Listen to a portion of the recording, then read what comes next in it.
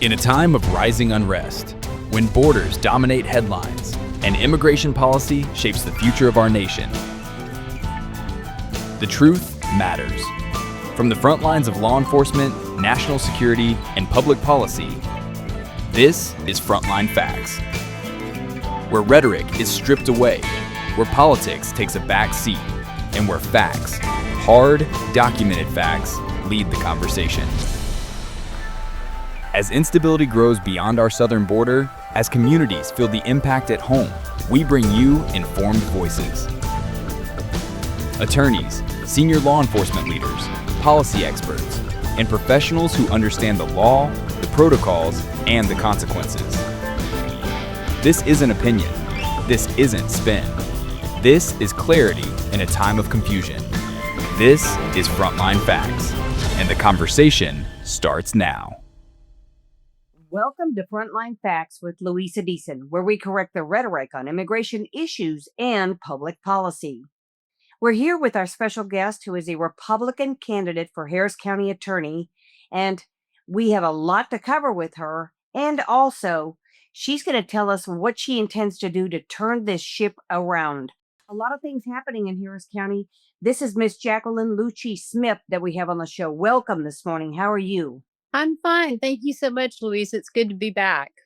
Well, it's always a pleasure to have you back. You're always packed full of energy and packed full of great information. But let's talk about a couple of things that really are very concerning to both of us. The first one is restoring the rule of law in Harris County. We must follow the law. And you have experienced not only some of the issues that you talk about, but that your campaign is running on. Go over some of those points with me. Well, the county attorney is the chief civil litigator for Harris County and their general counsel. So you wear two hats, a litigation hat and an in-house counsel hat. And so you have a responsibility to every single department and every single office holder in Harris County to give them good, sound legal advice. Now, if you parse out your advice based on a political point of view instead of the law, you're not really doing your job as a lawyer. Instead, you're becoming part of the problem. And part of the propaganda wheel. Yeah. Well, it's even worse than that. You really are facilitating problems. Instead of solving problems, you're facilitating them. So my father used to always say the pendulum swings back and forth, left to right, Republican to Democrat. It always swings. The only thing constant in this world is change, right? So if the county attorney's office is the one that needs to be right down the line, calling the balls and strikes and really focusing on enforcing the law. And what we have gotten away from in this office is doing just that and not providing the sound legal advice. So one of the things that I bring to the table is I have over 30 years of experience as a lawyer. I have done litigation. I have done personal injury. I have done real estate. I have done transactional. I have been in-house counsel. I actually worked at the Harris County Attorney's Office. I'm a former judge where I really did just call balls and strikes and try cases, as well as when I was on the bench, the court that I took over was so backlogged that we were having a hard time cleaning out the mess that I inherited. And so I started getting a reputation of being really good at hearing the facts and trying a bench trial and just absolutely calling balls and strikes and being fair and really listening to what the litigants had to say and not playing politics with the bench. As a result of that, I had both plaintiffs and defense attorneys willing to waive their jury and let me try their case and be the fact finder as well as the judge, so that, number one, I could try more cases and get them off the docket. It was less expensive for their client than going through a jury trial, and they got quicker results. Let me ask you this. When we're talking about cases, I mean, what are we seeing? How many cases are pending? How many cases are being dismissed? And I know the O'Donnell case decree has really wreaked havoc with the Harris County and cases, and of course, rogue judges and rogue DAs. But Can you highlight some of the issues? Like, what is the backlog? Well, I don't know what the backlog is in the courts. Okay. So right now I do know that they've created 5 new civil district benches because there are so many. They have not created a district court bench in several years until very recently, and they're moving them in on a on a rolling basis. I think there's 3 coming next year, and then there's 2 the following year. So there are there's backlog in the civil courts. But when you talk about the O'Donnell decision, that's really criminal law. And that's what the county attorney's office represented the county in that lawsuit and entered into the O'Donnell consent decree that is wreaking havoc in the criminal courts. And that's really where the impact is. So, for example, the county attorney represented Harris County. The county attorney should have been defending Harris County's record and showing why it is important to have bond and why it is important that judges have discretion and defending Harris County. Instead, the county attorney's office said, "Hey, we're racist. We're horrible people. We need to go ahead and change the system and mandate, and we're going to admit that we did all these things wrong." And that's not really defending Harris County. Well, in that case, jumped straight from local it didn't even go to this. It didn't follow the chain of command as far as court. It went straight up to the highest court, and it's like you just skipped a whole bunch of levels. You can't take it federal without going through the process of the other courts first. That's not necessarily true. Yeah, that was my misinformation then. It is a civil rights action under under 1983, which is the Civil Rights Act. That is a federal issue. And if you have a governmental entity being accused of a 1983 violation, which is what that lawsuit was, you start in federal court. They absolutely have every right to.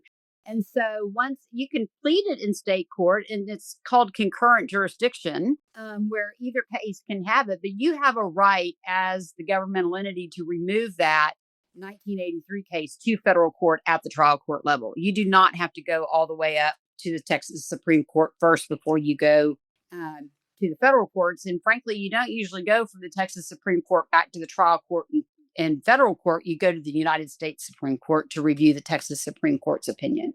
Wow. Okay. Well, that's very interesting. But you've got such a good, you've got a good handle on what the issues are.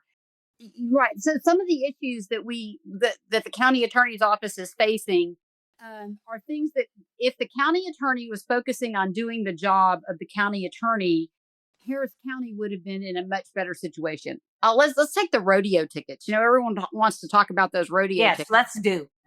And so that was a huge deal, and it didn't need to be a huge deal. So if the county attorney had actually been providing advice and counsel to the county judge, to the individual commissioners, and to any other office holder that was being offered tickets to go sit in the county suite and advise them, this is what you can do, this is what you can't do, this is who you can bring, this is who you can't bring, and let them know what the rules were before they stepped in it, they might not step in it. They might still step in it. I can't make my clients take my advice. But then I could say, I warned you, I told you, this is the law. And maybe she wouldn't have made a stink about it if she knew she was violating the law in the first place. So again, if the county attorney's office wants to protect the commissioners, all of them, Republican or Democrat, that's your job. If you let them just do what they want and say, well, I'll bail you out if you get in trouble, you're not doing your job as an attorney. I mean, would you go to an attorney that said, yeah, I don't know if that's a violation of the law. Why don't you go try it? And if you get in trouble, come on back and tell me.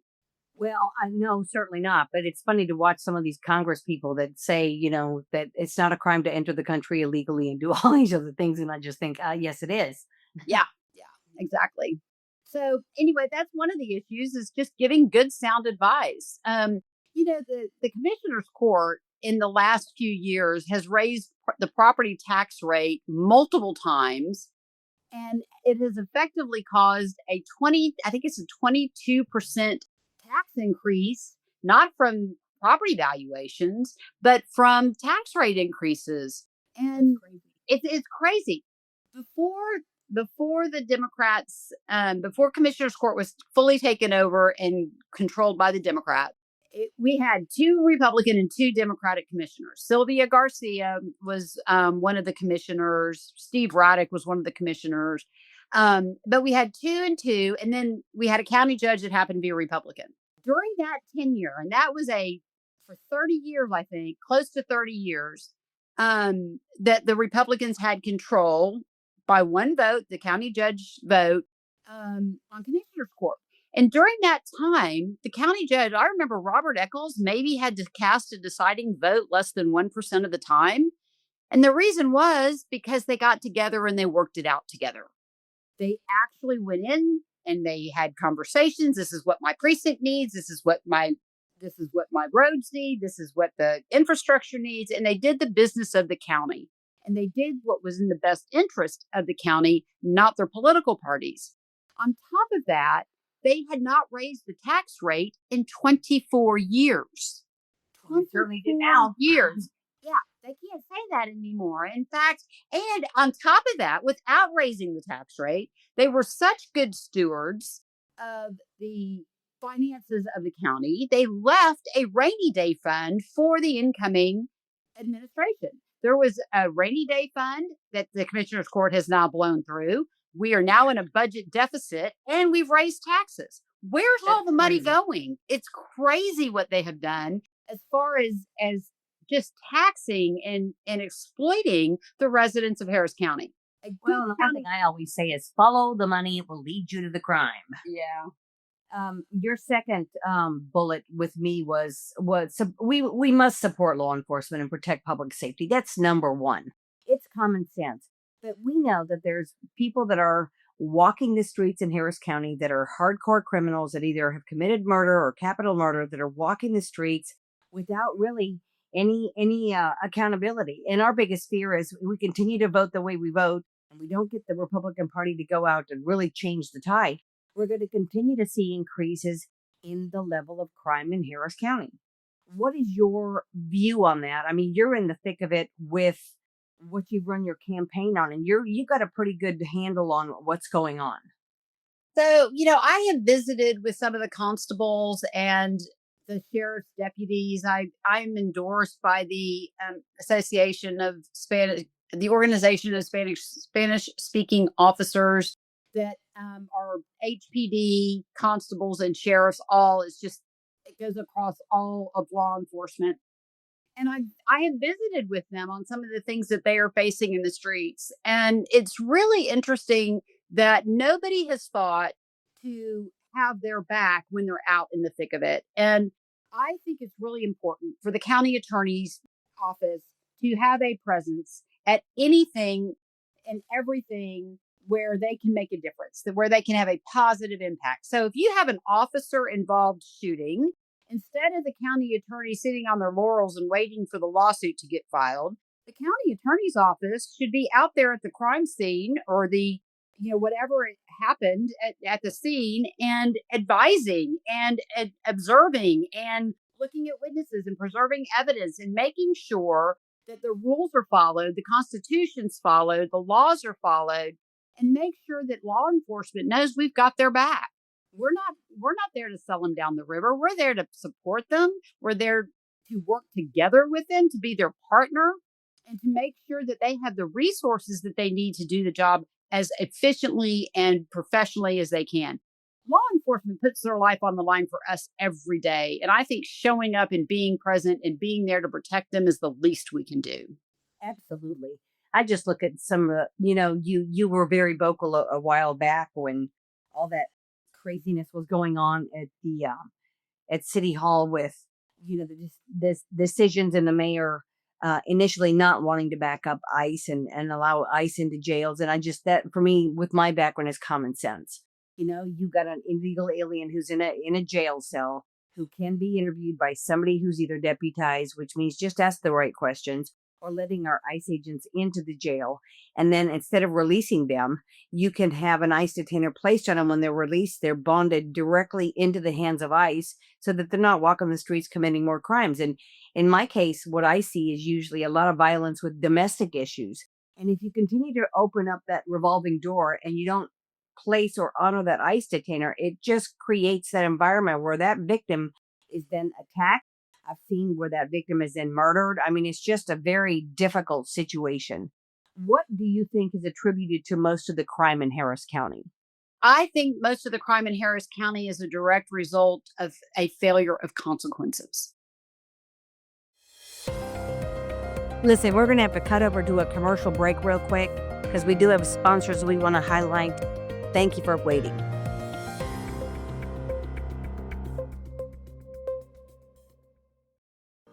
Houston, we have a problem.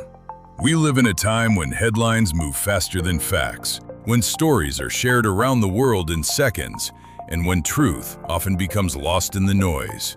But what if you could step behind the curtain and see how the news is really made?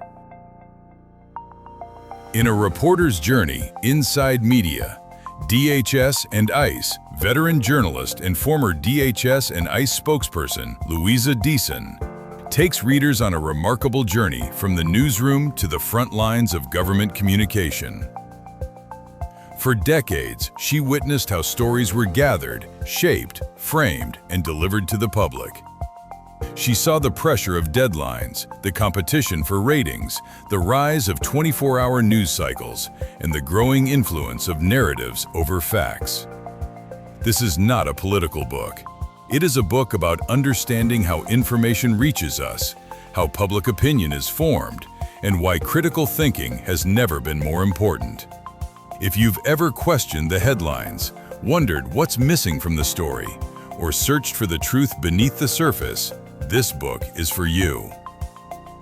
A reporter's journey inside media, DHS and ICE, from the newsroom to DHS and ICE.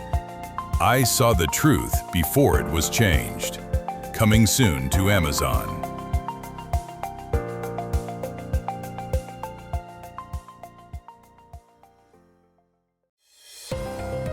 Well, we are back. I am Luisa Deason. I am your host for Frontline Facts. We are correcting the rhetoric, and we're coming back to our guest today.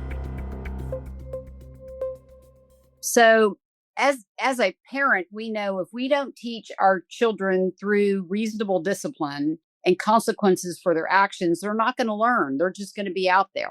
And that's kind of what's happened now. We have taken away the ability of law enforcement. If they arrest them, they're bonded out in less than a few hours and they're back on the street. No consequences. So they don't think twice about committing a crime.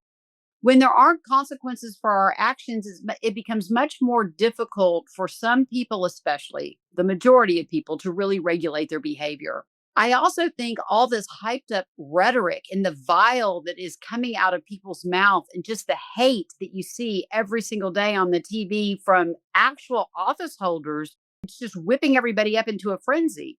Well, you're creating a mob mentality almost where people are just itching to throw something at law enforcement or disrespect the law because, gosh, this is all horrible. And what happens is the hotter the rhetoric gets, the closer behind the violence is, the actual physical violence. And Well, just look at the case out in Frisco with Anthony Carmelo. right. I mean, clearly there was evidence presented in court that stated strictly that he did show up to that track meeting he was not supposed to be in with a knife. And they found, several people that were of color that also testified against him, saying he was the aggressor. And yet you have these fights in the streets and you've got these crazy people saying, well, just honoring the fact that they were proud that Austin Metcalf had been murdered. And you're just thinking, what is wrong with society? What is the mentality that's changed? I'm in full agreement with you. We have to stop this mob mentality. Well, and we have to stop the hyped up rhetoric and there's rhetoric on both sides of the aisle. Let's face it. Definitely.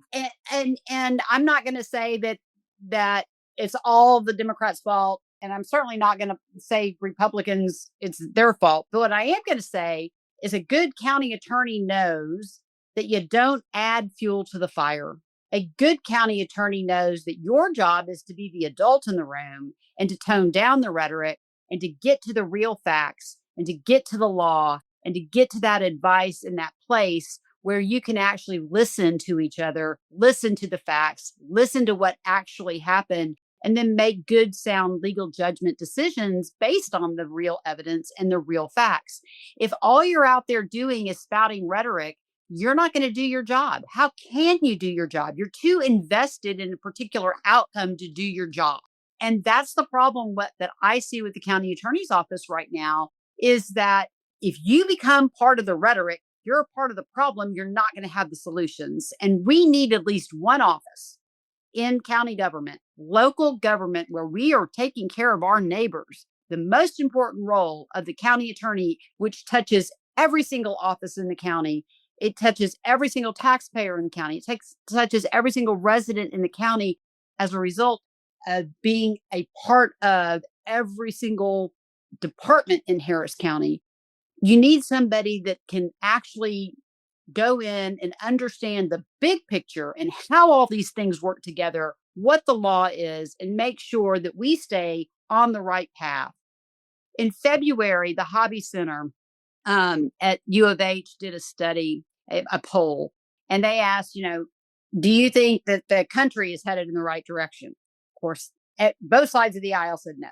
And do you think the state is headed in the right direction? Same thing. No. But the one that got me was, do you think Harris County is headed in the right direction? 50% of Democrats said no.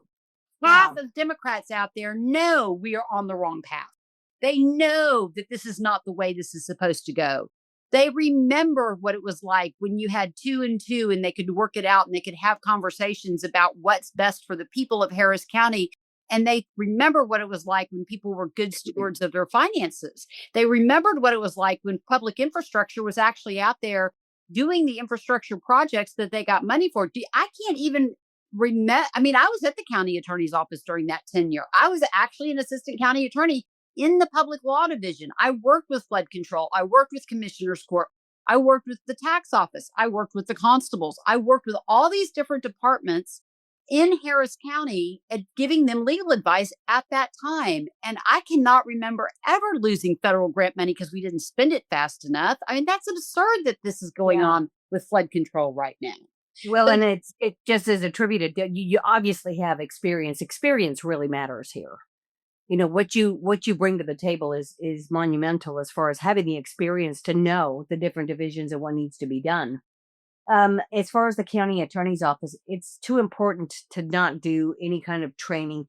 I was speaking to somebody the other day and I said, how are some of these people that are running for different state and, of course, federal offices? What's the vetting process? Some of it is scary when you find out about some of these crazies. Look at, Jasmine Crockett, and look at all these crazy people that are so far to the left that common sense has just left the building. And what you bring is restoring common sense and the rule of law. Well, so I am the middle child of an Italian Catholic family. So you're the mediator already. Yes. And I will tell you that there are 5 kids. I'm the middle. My older brother and my younger brother are the bookends. And then there were 3 girls in the middle. So I've got, I am truly the middle child in every respect. And I can tell you that, my entire life has been spent listening to both sides. And my entire personality is trying to get to the truth. I'm a truth sayer. That's what I am. And now I always have been. I'm not afraid of it. And I'm certainly not afraid of doing the right thing, no matter how hard it is. And so what I bring to the table is my natural inclination to find justice and my love for the law and how you can make the law work for you. And you can't do that when you're fresh out of law school, and you can't do that. Even I couldn't do it. When I was fresh out of law school, I had to learn. I had to learn from my mentors. I worked for John O'Quinn when I was in law school, and shortly thereafter, I worked in-house at a home construction company. I have worked with Harris County in the public law division. I learned about county government. I worked with the tax office. I had never owned my own home. I didn't even understand property taxes until I actually went to work at the county attorney's office and then went into working at the Harris County tax office. Experience does matter because it teaches us how to listen. Experience matters because you don't start out as the boss, you become the boss. And so if you're just anointed instead of earning your position, you don't have the experience and you don't have the background to bring the sound judgment that's so necessary in this particular role. Yes, I agree. Now, let's talk a little bit about what would be the first thing you'll change within your first year in office. What are some of the challenges you see, and what would you change?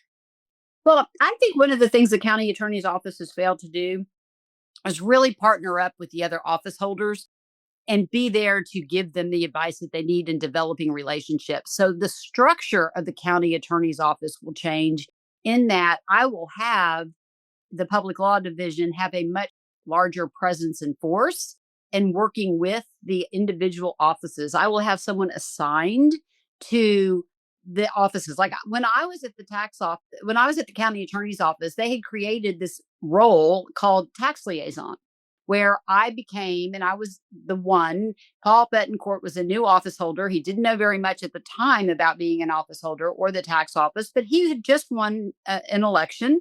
And he needed somebody that he could pick up the phone and call and say, what do I do in this circumstance? This is what I've inherited. How do I fix this problem?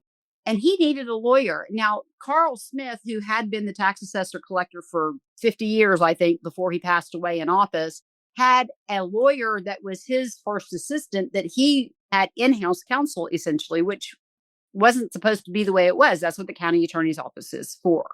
So Paul wanted to put accountants in the tax office and then use the county attorney's office as his lawyer. So they created that position of tax liaison. I was asked to do that and work with Paul Betancourt. And I did, but that meant I had to learn a lot about property law really fast. And I did. So you study, you learn, you work with the people, but you're over in his office helping him, taking his calls, making sure that if he has a crisis, he can pick up the phone and call me, and I'm going to answer that call. If I'm not immediately answering it, I'm returning that call within the hour so that he doesn't have to wait for an answer. That's the kind of thing that I think the county attorney's public law division should be doing for all office holders so that they have someone they can call, that they know that they're going to have their back and that they're going to get good, sound legal advice in their particular area, whether it's purchasing or taxes or flood control or toll road or the sheriff's office or the constable's offices. Each one, every single aspect needs to have somebody there that they know, I have a relationship with this person. I've gained their trust. I trust them too, and I can tell them what I need, and they can help me with my issues. And that's one of the first things that I'm going to try to do is restructure the office a little bit to make sure that the county attorney's office is able to provide the advice and counsel and leadership that is so necessary. Well, and that is so critical. One of the things that comes to mind is, you have to have cooperation at different levels. I look at my past experiences with having worked for ICE. You have to have collaboration of local, state, and federal agencies Correct. to be able to do the work effectively. And of course, the breakdowns and things that we've seen, and I've never seen the level of violence against ICE agents in my life as I've seen in the last, what we saw under the Biden administration. But for victims, for example, what would be the message to victims of crime that feel that this system has failed them? What would you say to them?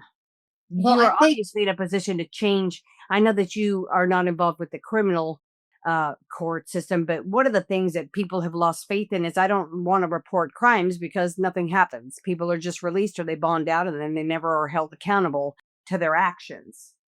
Well, I think the first and foremost role that a county attorney on the civil side can play in that is letting the public know that we have their back as well as the back of law enforcement, so that developing a relationship with, yes, the Democratic district attorney and saying, look, this is a crime, this is a victim, and you're dismissing it. Let's have a conversation about what we can do. And if their office can't do something about it, maybe our office can.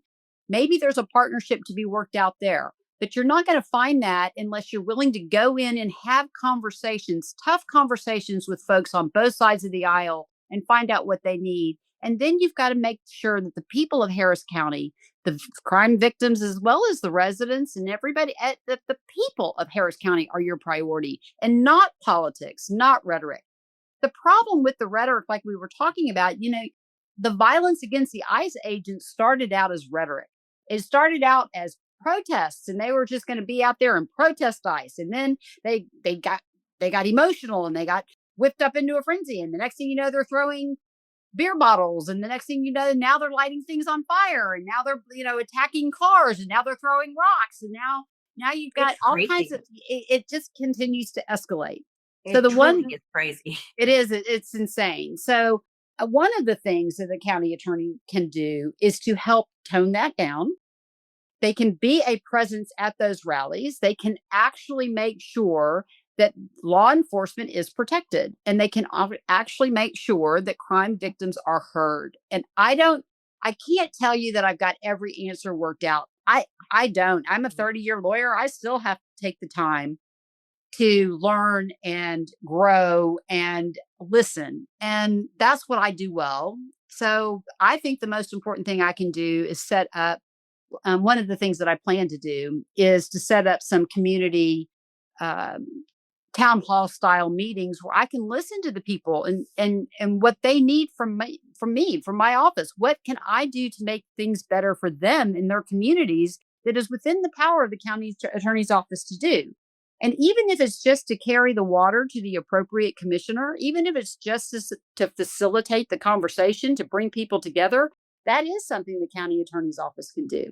And that is something that I would want to do. Yes. Well, I think we've come to close to the end of our show. I want to thank you very much. You're listening to Frontline Facts with Luisa Deason. Stay tuned for our next episode.